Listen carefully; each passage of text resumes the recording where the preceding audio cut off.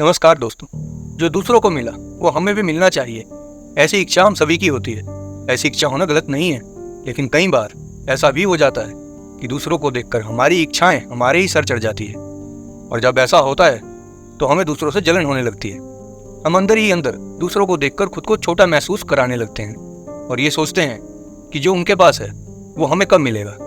अपनी इच्छाओं को ईर्ष्या बनने से रोकिए। अगर मन में दूसरों के प्रति ईर्ष्या या जलन ज्यादा होने लगे तो भी कोई बात नहीं, इस पर परेशान मत होइए। हो सकता है आपकी ईर्ष्या आपसे कुछ कहना चाहती है। इसे इस तरह से समझिए। एक बार एक लड़की फोन पर अपनी दोस्त से बात कर रही थी। वो बोली, हाँ मुझे बुरा लग रहा है, हम दोनों ने एक ही कोचिंग से पढ़ाई करी, फिर भी तू मुझसे अच्छी रैंक ले आई। मैं हमेशा तुझसे अच्छी रैंक चाहती थी, पर अपनी मेहनत से तेरा बुरा चाहकर नहीं। उस लड़की के मन में भी अपनी दोस्त के लिए जलन का भाव था, लेकिन उसने दोस्त के सामने अपनी जलन को बड़ी ही आसानी से जाहिर कर दिया। और अच्छी बात यह थी कि उसके बाद भी दोनों देर तक बातें करते रहे। दोस्तों, ईर्ष्या हमारी बाकी सब फीलिंग्स की तरह ही होती है, पर हर किसी के माइंड में इसका असर एक सा नहीं होता।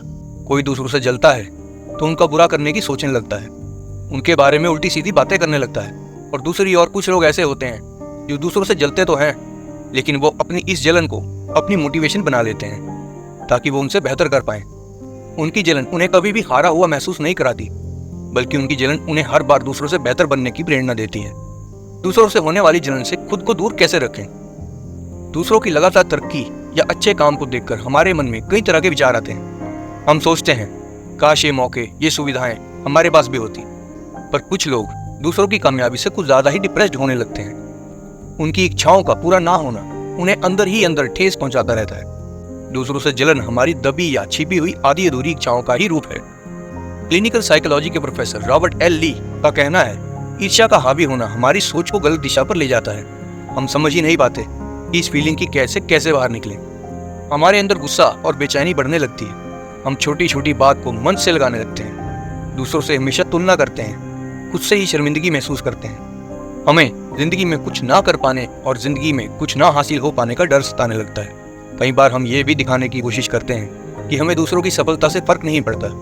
दूसरों को जो मिला है वो उनकी किस्मत है, हम जहाँ हैं खुश हैं। लेकिन जब हम ऐसा सोचने लगते हैं तो धीरे धीरे हम दूसरों से दूर होने लगते हैं, उनकी खुशियों में शामिल नहीं होते, बेवजह नाराज रहने लगते हैं। इस ईर्ष्या से खुद को बाहर निकालने का रास्ता यही है कि आप उस काम में फोकस रखें जो आप कर रहे हैं। आपके पास जो चीजें हैं आप उनसे खुद को संतुष्ट रखें। दूसरों को क्या मिल रहा है या वो क्या कर रहे हैं उससे खुद को दूर रखें। लोगों से मिलना जुलना ना छोड़ें। खुद को भरोसा दिलाएं कि आपकी मेहनत भी आपको सफलता दिलाएगी और जो कुछ दूसरों के पास है उससे बेहतर आप खुद के लिए कर पाएंगे। जेलसी को अपनी मोटिवेशन बनाएं, ना कि अपने डिप्रेस होने की वजह। खुद में कैसे लाए बदलाव? दूसरों से होने वाली ईर्ष्या हमें कुछ नया करने से रोकती है, वहीं हमारे सपने हमें आगे बढ़ने की प्रेरणा देते हैं। जलन हमें दूसरों से अलग कर देती है, लेकिन प्रेरणा हमें दूसरों से जोड़ती है। क्लिनिकल साइकोलॉजिस्ट बारबरा ग्रीनबर्ग कहती है, अपनी जलन को एक सपने का रूप दें, उसे अपनी मोटिवेशन बनाएं। दूसरों से जलने की बजाय अपनी तरक्की में ध्यान लगाएं। हो सकता है आपको दूसरों की अपेक्षा चीजें ना मिली हो, लेकिन इसमें दूसरों का कोई दोष नहीं है। लेकिन जलन के कारण हम दूसरों से गुस्सा होने लगते हैं। ऐसे में हम गुस्से में उन लोगों को अपना दुश्मन मानने लगते हैं जिनकी कोई गलती ही नहीं होती।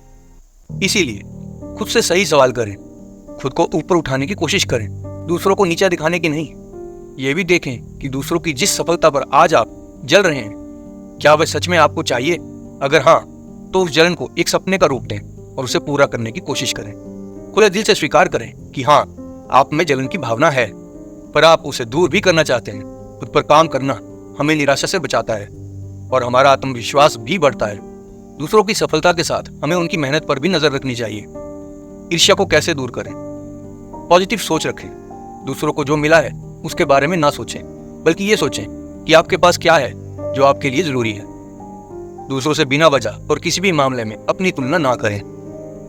दूसरों ने सफल होने के लिए कितना स्ट्रगल किया है वो भी देखें और उनकी कोशिश को कभी नजरअंदाज ना करें। ऐसा करने से ही हम समझ पाते हैं कि सब कुछ पाना बहुत अच्छा और आसान नहीं होता।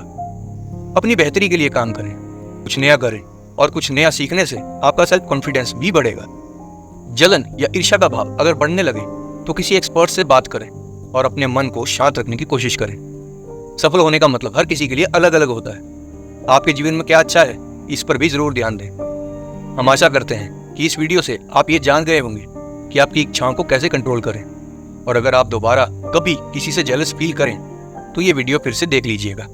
अगर आपको हमारे ये वीडियो अच्छा लगे तो इसे सब्सक्राइब करके बेल नोटिफिकेशन ऑन कर लें, ताकि हमारे आने वाली सभी वीडियो सबसे पहले आप तक पहुंच सकें। और हमारे इस वीडियो को लाइक करके अपने दोस्तों के साथ शेयर ज़रूर करें। हमें आपके सपोर्ट की ज़रूरत है। Thank you. मिलते हैं आपसे अगले वीडियो में। तब तक के लिए take care and God bless.